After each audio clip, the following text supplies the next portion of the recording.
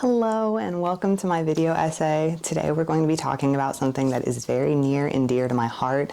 It is a queer manga by Sumiko Arai called The Guy She Was Interested in Wasn't a Guy at All. It follows two main protagonists, Mitsuki and Aya, as they discover themselves and their sexuality through their love and appreciation for music. This manga focuses heavily on their relationship with each other and with music, and is thus inherently queer in multiple ways.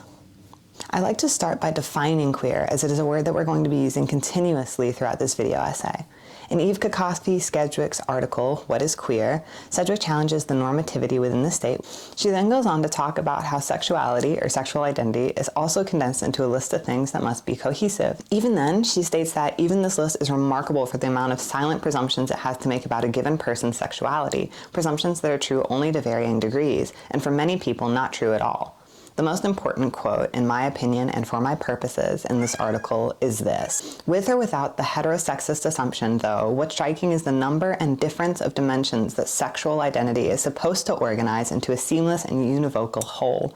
And if it doesn't, that's one of the things that queer can refer to, the open mesh of possibilities, gaps, overlaps, dissonances and resonances, lapses and excesses of meaning, when the constituent elements of anyone's gender, of anyone's sexuality, aren't made or can't be made to signify monolithicality. Queer is, according to Sedgewick here, the open mesh of possibilities, or anything that could or could not deviate from this list she provides above." This is an important thing to remember as we discuss this manga, with specific regards to Mitsuki's identity. Mitsuki is a woman, she's a queer woman, but not just because of her sexuality, because of her actions, her interests, her fashion. In regards to this story, to her community, and to her school, Mitsuki is queer. Aya, in a similar fashion, is queer because of her sexuality, but also because of her self-expression and her interests. Though she presents in a way that aligns with her gender, she herself is queered. She is in the in-between space, the not quite exact space, that Sedgewick details, for she doesn't ever fully identify herself or her sexuality in the manga. She does not, therefore, have a canon sexuality to pin on her. We know that she and Mitsuki are dating and that they are both women, but we never get any exact statements that would denote a label onto either of them, and thus they both exist within the open mesh of possibilities that Sedgewick discusses. It is now time to give a brief overview of the manga. This manga takes place in a Japanese high school and follows Mitsuki and Aya's relationship with each other and themselves as they bond over their love for music, slowly discovering themselves and developing a deeply intimate relationship with one another. Mitsuki slowly embraces wearing a more masculine style of clothing, while also embracing her musicality and her talents for songwriting, while Aya learns to embrace her sexuality as she slowly falls in love with Mitsuki, and Mitsuki with her. Ultimately, the two express their love for each other and kiss, beginning their relationship. It is clear within the story that both Aya and Mitsuki are queer in many ways, but queer how? In her article, Queer Rhetoric in Situ, Jean Bisset talks about the situational requirements of queer, how queer to one may not be queer to another, and most importantly, she introduces the idea of queer to whom. Specifically, she writes, "Thus, I am advocating a queer rhetorical methodology in situ, one that asks queer to whom, when, where, and how, normative to whom, when, where, and how." She's talking about this idea that to be queer, it must be queer to someone, but it could, at the same time, be normative to another. It depends on how one is oriented, if we bring in terminology used by Sarah Ahmed. I want to discuss this article in relation to both Mitsuki and Aya and their taste in music and in fashion. In music, the two are considered queer to their school due to their listening to American rock, which is music that their peers don't engage with.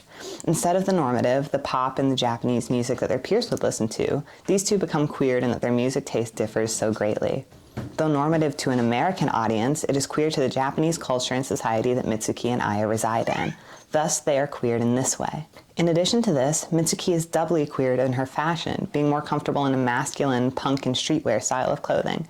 She even wears the quote-unquote boys style uniform in the manga, a button-down shirt with dress pants.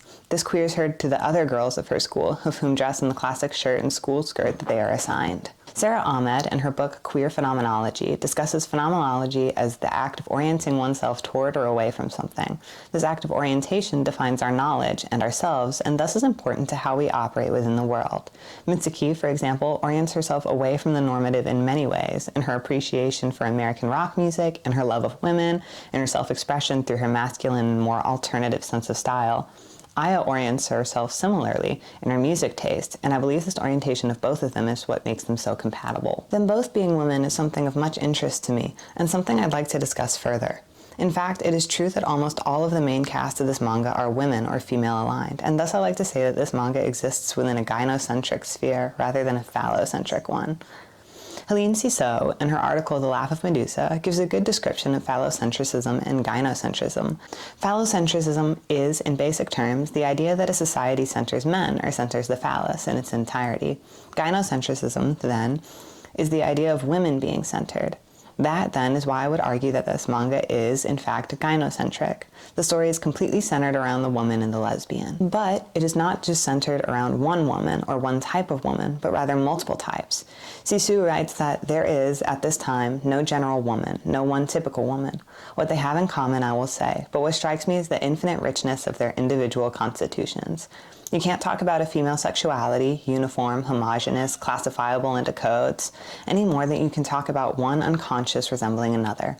Women's imaginary is inexhaustible, like music, painting, writing. Their stream of phantasms is incredible. Cixous is talking about something that I find incredibly interesting and well written within this manga, the diversity of women and of women's sexuality, and especially their imagination through arts such as music, with Mitsuki being a musician herself, expressing her desires and thoughts to Aya through her music. This is especially something to note. Mitsuki, with this view of her musicality, is thus writing as Cixous requests women to do. Cixous urges women to write, to express themselves, to exist in their own bodies, in their own minds, all in public, and Mitsuki battles with this idea throughout the manga. You see, when we first meet Mitsuki, she is not a confident person, nor is she a confident musician. She dresses to conform in her school and dresses for herself at her job. She does not have confidence nor much agency over herself. She doesn't know how to express herself properly and lets her anxiety get to her more than once over the course of the first volume.